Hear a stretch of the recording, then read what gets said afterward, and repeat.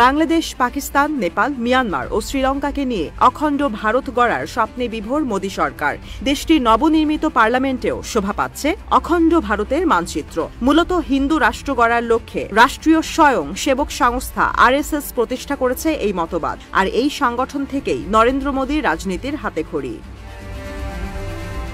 তবে কট্টর ভারতীয়দের স্বপ্ন ধূলিসাৎ হবার পথে, কারণ তৈরির দোরগোড়ায় গ্রেটার বাংলাদেশ প্রজেক্ট। সম্প্রতি ইন্ডিয়ান এক্সপ্রেস ও ফিনান্সিয়াল এক্সপ্রেস সহ বেশ কয়েকটি ভারতীয় গণমাধ্যমে উঠে এসেছে এই তথ্য, যেখানে উল্লেখ করা হয় বাংলাদেশের পাশাপাশি নতুন দেশে যুক্ত হবে ভারতের উত্তর পূর্বাঞ্চল ও মিয়ানমারের বেশ কিছু অঞ্চল। আর এই পরিকল্পনায় সরাসরি মদত দিচ্ছে তুরস্ক। ইকোনমিক টাইমসের দাবি, আঙ্কারা ভিত্তিক এনজিও টার্কিশ ইউথ ফেডারেশনের উদ্যোগে পরিচালিত হচ্ছে এই প্রকল্প। তবে এটি বাস্তবায়নে ব্যবহার করা হচ্ছে সালতানাত-ই-বাংলার ব্যানার।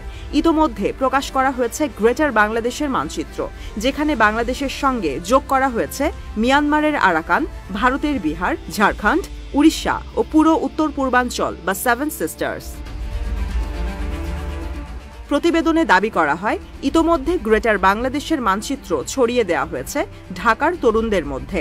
বিশ্ববিদ্যালয়গুলোর হলের পাশাপাশি ছাত্রদের মাঝে চালানো হচ্ছে এই সংক্রান্ত প্রচারণা। 1352 থেকে 1538 সাল পর্যন্ত প্রায় 200 বছর বাংলা শাসন করেন মুসলিম সম্রাটেরা।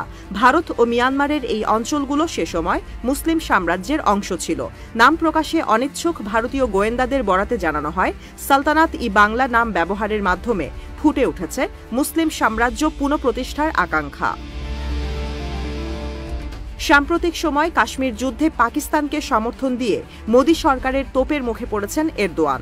বর্তমানে ভারত জুড়ে ট্রেন্ড করছে #বয়কট টার্কি। তুরস্ক ভ্রমণ পরিকল্পনা বাতিলের পাশাপাশি বয়কট করা হচ্ছে দেশটির পণ্য। ইতোমধ্যে 9টি বিমানবন্দর থেকে আঙ্কারা ভিত্তিক প্রতিষ্ঠান Celebi airport services security clearance বাতিল করেছে নয়াদিল্লি। প্রতিবেদনে দাবি করা হয়, এমন পরিস্থিতিতে মোদী প্রশাসনকে চাপে ফেলতে চায় এরদোয়ান সরকার। তাই বাঙালিদের মনস্তত্ত্বে ছড়িয়ে দেওয়া হচ্ছে গ্রেটার বাংলাদেশ তৈরির পরিকল্পনা। গেল বছর অগাস্টে ক্ষমতা পালাবদলের পর বাংলাদেশের হাল ধরেন ডক্টর মোহাম্মদ ইউনূস। পরিবর্তিত প্রেক্ষাপটে ঢাকার সঙ্গে সম্পর্ক সুসংহত করেছে আঙ্কারা। ইতোমধ্যে ইউনূস সরকারকে সমরাস্ত্র সরবরাহের প্রস্তাব দিয়েছে এরদোয়ান প্রশাসন। ক্ষমতাসীন দল AKP সংশ্লিষ্ট বেসরকারি উন্নয়ন সংস্থাগুলো বাংলাদেশে বাড়াচ্ছে কার্যক্রম।